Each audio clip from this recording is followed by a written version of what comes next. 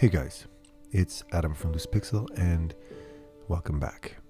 Now you might notice I'm losing my voice a little bit and I have a little bit of a cough, but don't worry, I'm otherwise absolutely perfect. I went for a jog today, I'm breathing fine, I don't have a fever or anything like that, so it's just a little scratchy cough, that's all, and I'm losing my voice.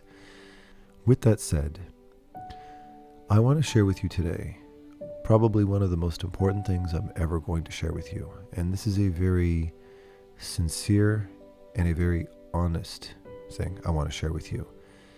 Because in light of what we're experiencing with the virus, with the bad news, with the uncertainty, with the almost surreal situation we find ourselves in today, it can really throw our feelings and our priorities as humans, as people, into a bit of a state of confusion, where we might even question our purpose as a species. And what we're dealing with right now as a species is a heavy dose of reality, a reality that exists for a lot of people around the world, but we don't experience on a global basis like this.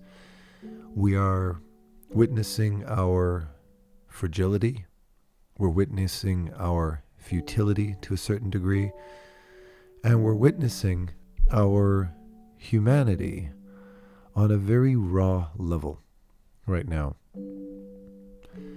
And I was approached very recently, that one of the reasons why I'm having this talk with you today is because I was approached recently by somebody, an artist, who had gone through a really rough patch this past week, and expressed to me that in light of all of these important, heavy, difficult things that we're dealing with, how she felt almost selfish. She felt like she was being foolish and thoughtless and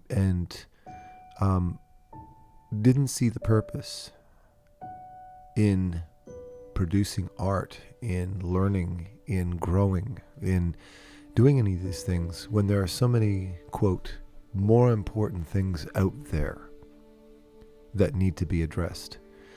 But how she felt powerless, stuck at home to do anything about it.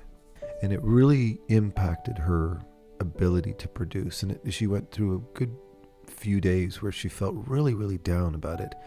Not even entirely knowing why she felt down, but just felt really, really depressed and really, really heavy. And wasn't sure where this weight was coming from. And she reached out to me to talk about it. And one of the big things that came out was, as a person, as a member of planet Earth, as a contributor to our species, she questioned her purpose as an artist, which is a very big deal, isn't it? It's a very existential crisis, if you think about it, that she's dedicated her life so far to doing what, for a time, feels like a very selfish endeavor. You know, she's not a doctor, she's not curing disease, she's not a lawyer or an economist who's helping to keep the economy going. She's not a nurse or a truck driver delivering supplies. She's not somebody who works as an orderly, making sure that beds are clean so that the disease doesn't spread. She doesn't do anything like that. She just draws. And from that perspective, if you look at art from that perspective, as somebody just does silly little doodles, and you think to yourself that you have dedicated decades of your life to doing this, she felt very down about it, and even questioned whether or not she should be even wasting her time doing it in light of what's going on.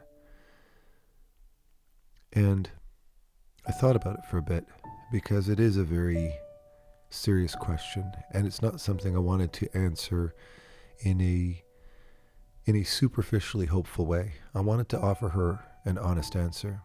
So I stopped for a moment and I thought about other artists that I know. I thought about what I've been reaching out to and what has been bringing me comfort, security, growth, purpose, when I'm also in my house, stuck at home, self-isolating myself to prevent the spread of this virus. And I realized that the number one thing that I've depended on is artists.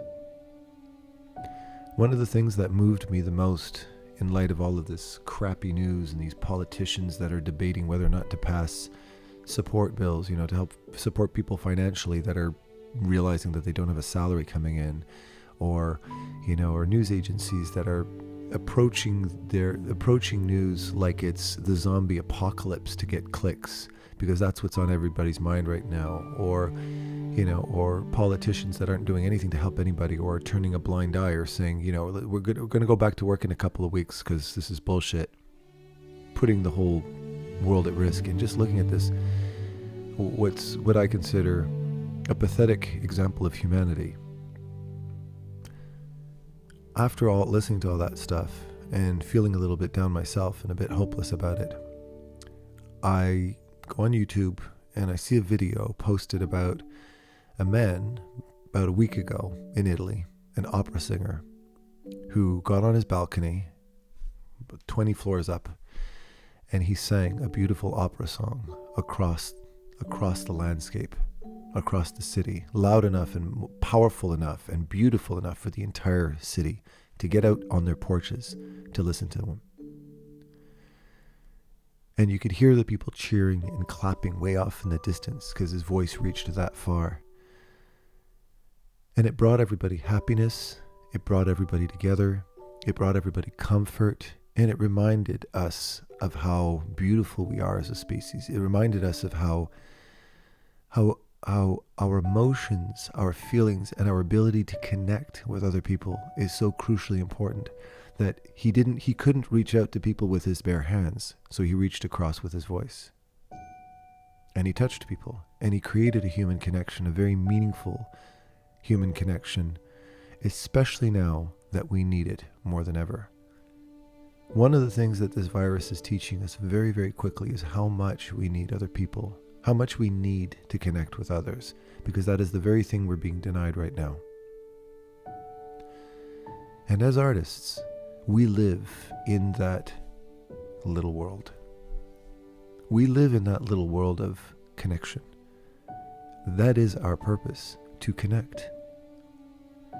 What we do as artists is we find our means to master, capture, and convey our feelings, our emotions, any type of emotion, any type of feeling, in its rawest and purest form, in the way that is most authentic to us, to our audience. We take our feelings and we share those feelings with others. And that is at the core of the human experience. The core of the human experience that, as we know right now, we depend on and we miss more than anything else in the world. And very much like the talk I had last week, where I was talking about how art is who you are, it's not what you do, and how to recognize that in yourself. We very often judge ourselves through the wrong lens. And that's what she did when she reached out to me. She was judging herself based on the material things that her career choice offered to her fellow human being. When as an artist, the material is not what makes us who we are. It's not what makes us masters of what we are. It's in our ability to capture human feeling, our ability to empathize, capture that empathy, analyze it objectively and subjectively, and share those feelings with other people so that we as human beings can feel. Think about your favorite songs. Think about your favorite movies, your favorite actors, your favorite paintings, your favorite food, your favorite anything. And they are always tied in to an artistic expression, an actor that moves you, a song that makes you feel comfortable, that brings out emotions in you that you need to feel at that particular point in time, be it anger or sadness or love or calm. As a painter, this is what you do as well. You're not just drawing a character, you're capturing a personality. You're trying to create and capture and convey the illusion of life. And as a character designer, for instance, you're capturing somebody's soul, you're capturing somebody's personality. And the better you capture it, the more your audience feels it. And the more your audience feels it, the happier you make them. We all express ourselves in our own unique way, and we take for granted the importance of what it is that we do, because at certain points in our career, at certain points in our learning curve, we step away from that emotional side and we focus on the technical, because we might have a technical obstacle coming between our ability to share authentically and fully with our audience. So we go back to the technical, we train that, and then when we gain confidence in a certain area, we come back to the expressive, we come back to the emotional, and we give it another shot. And every single time we add that technical skill to what it is we're doing, our ability to express fluidly and emotionally to our audience becomes stronger and impacts our audience more. Remember the expression, nobody will ever remember what you say, but they will always remember how you make them feel. And as an artist, you are a master of making people feel. And that is something that transcends language, it transcends boundaries, it transcends cultures. It connects us as human beings, as feeling human beings. It puts us in the unique position as members of this species called humans to see similarity in every person on this planet, regardless of culture, because we make a point in ourselves on recognizing humanity in others, even if that humanity might be a little bit different than our own. We learn to see with our eyes, we learn to feel with our hearts, and we learn to express in ways that many other people don't. It takes a unique ambition, it takes a unique sense of purpose, and it takes a particularly sensitive heart to be who you are and to find purpose in the very humble, simple act of bringing other people joy, of making other people feel. And when all the money's gone, and when all the homes have burned down to the ground, and when there's only 10 of us left, that quality of yours is going to be the last one left standing. It's going to be the last quality that us as humans will ever have left when there's nothing left. So remember that as an artist, it's particularly important for you right now not to sit idly by and wait for this thing to pass. It's time for you to really open your eyes and see what's happening for what it is, and realize the importance in what it is that you do, and realize that there's more purpose to it than just doodling. You have a responsibility that requires a lot of bravery and a lot of sensitivity and a lot of training and technical skill. And you can bring all of those things together, then you are an artist. And that's what that man was. That beautiful Italian man who was standing on his porch and singing to bring everybody joy. It brought tears to everybody who was listening to him. It's the most beautiful thing I've ever seen.